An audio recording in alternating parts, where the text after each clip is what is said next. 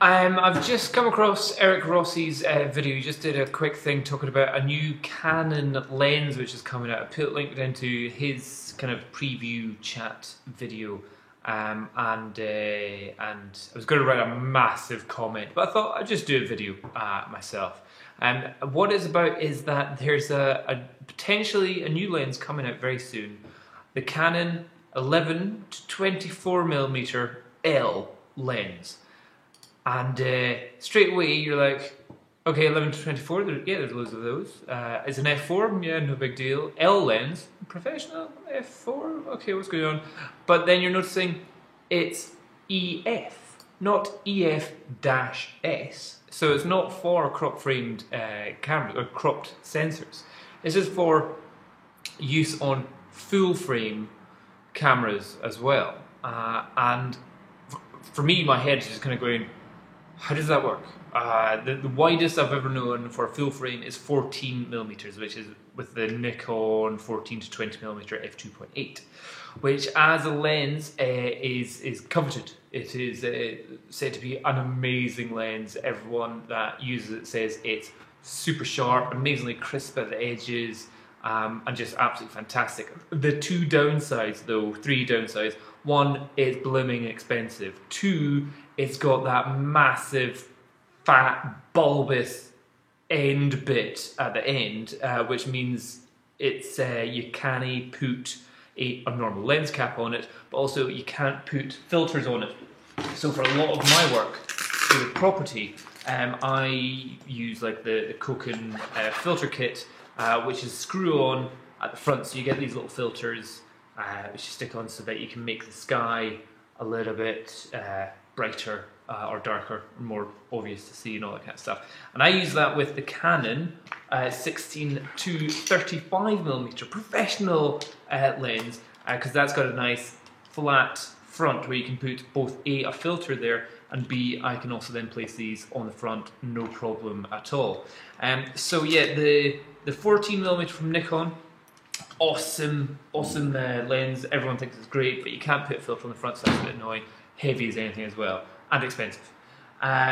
This one, 11mm. I'm just going like, how does it get wider than ultra wide, and not becoming a fisheye? That's because there is another one which is like an 8 to 15mm lens, which is a fisheye.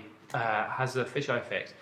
So I think this at 11mm, unless they've done some magic, there may be some black vignette around the edge on the full frame. So maybe it's the idea this is a lens which you can use as an ultra wide angle lens on both cropped and full frame cameras. So maybe you just need to zoom it into 14, 15mm, and then you don't have any crap around the edges. However, again with the Canon cameras, if you're shooting at 22 megapixels, if you want it as wide as possible, you can just crop out those little bits at the edge, and you're still going to be with like an 17, 18 megapixel image, so it's not really too much of an issue.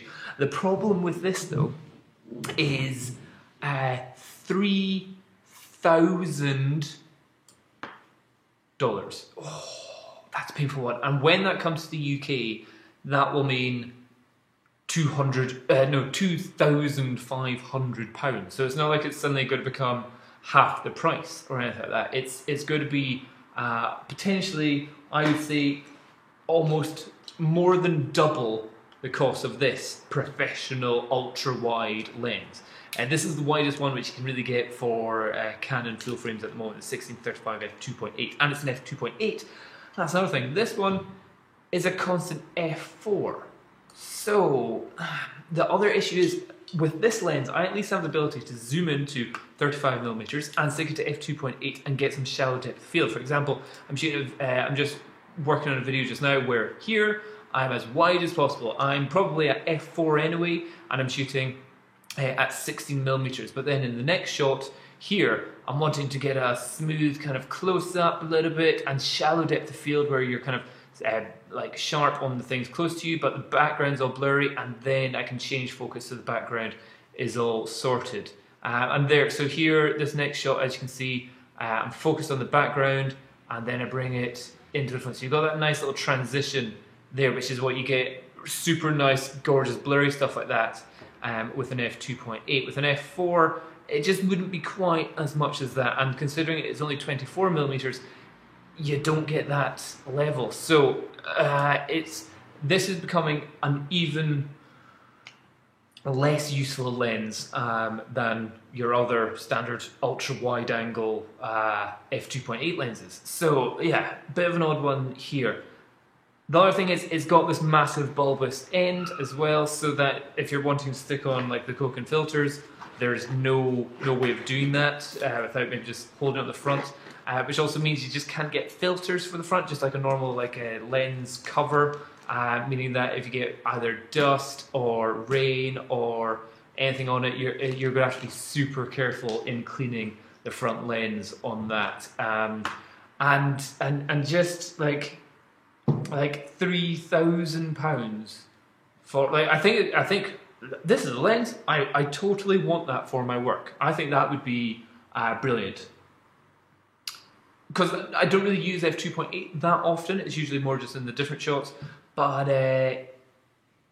so the f4 isn't too much of an issue, but the idea of it being both $3,000 and having that bulbous end. And additionally, it doesn't have anything like vibration reduction. Not that there aren't very many wide-angle lenses with vibration reduction, but it's just looking a bit way out there. It is a lens which I would use for my work, but maybe if it was a third of the actual price. What I would actually suggest, here's my kind of big thing, is actually there's a better lens than this to get. This one is so small purpose, limited use. It's not that handy. One which I would say is a good one for full frame cameras, which is coming out soon, is the Tamron 15 to 30mm. So a little bit wider than the current 16 to 35, but not as long at the telephoto end. It's an f2.8, and it has stabilization, and that's the Tamron 15 to 30. That lens, ooh, that does it for me. And unfortunately, it looks like it's got a bulbous end. They're really kind of hiding it there, so that may kind of make me want to cry if I can't do that. But the difference between 16 and 15, most of you wouldn't notice. A lot of the time, that might mean instead of having to have my camera against my head like that, I could at least hold it there whenever taking photos. So that helps a little bit in some of the photos.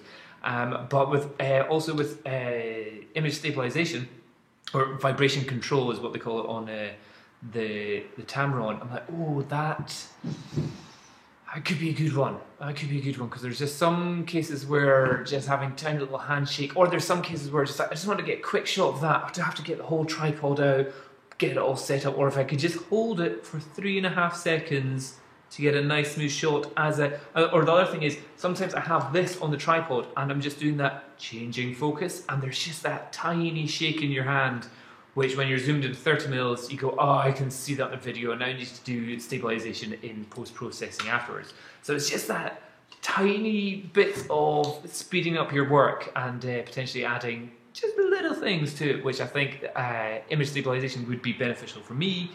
But if I can't have something where I can put on the front for like neutral density graduated filters, again, it's like, oh, bummer.